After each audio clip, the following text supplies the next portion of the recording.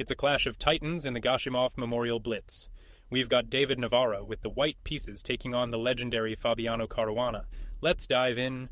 We open with a classic King's Indian defense. White builds a big center with pawns on d4 and c4, while black prepares to fianchetto the dark-squared bishop, aiming for a kingside attack. Both sides develop their pieces naturally and castle their kings to safety. Black strikes in the center with the e5 pawn push, setting the stage for a complex middle-game battle. The strategic fight begins. Navara prepares for queenside expansion, while Caruana signals his aggressive intentions on the kingside. White locks the center, forcing the battle to the wings. With the queenside pawn structure now fixed, the game shifts to a phase of pure maneuvering.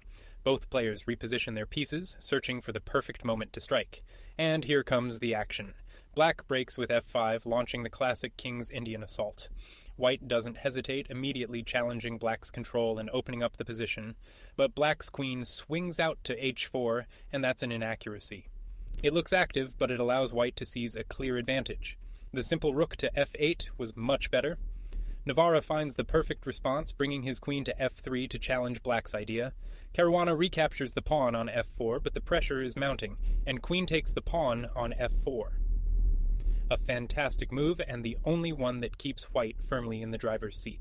Here's the critical point. If the knight jumps to g5, white simply trades queens on h4, then after the knight checks on f3, the king steps to h1, and white has won black's queen.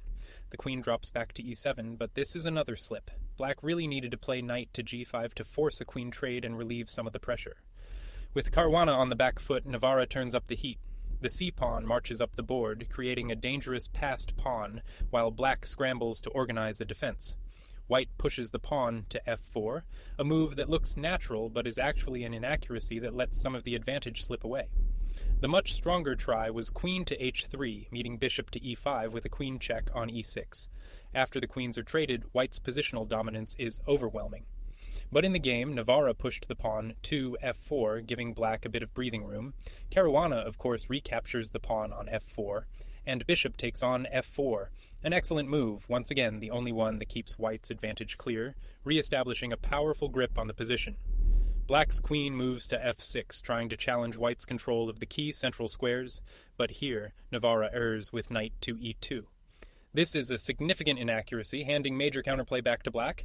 Bishop to c1, knight to g5, bishop, takes knight on g5, pawn, takes bishop on g5, pawn to e5. Instead, after the move played, knight to e2 opens the door for black to get right back in the game.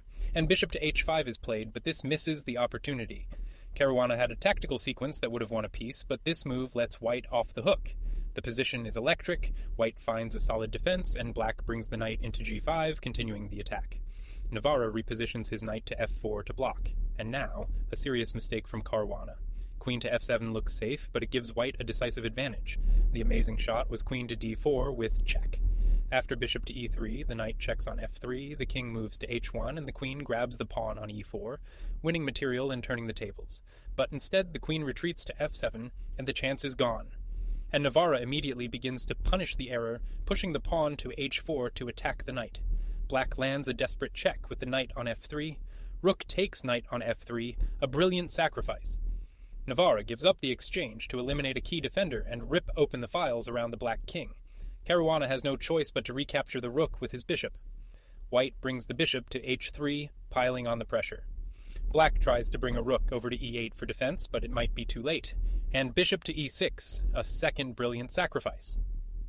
Navara gives away another piece just to remove black's defending bishop and clear the way for a crushing attack. The rook is forced to take the bishop on e6. White recaptures with the pawn, and after black's queen moves to f6, white's attack is overwhelming. White's queen captures the bishop on f3, forcing a trade. We enter an endgame, but with black's king so exposed, white's attack is still decisive. White plays bishop to e3, an inaccuracy that gives black a glimmer of hope.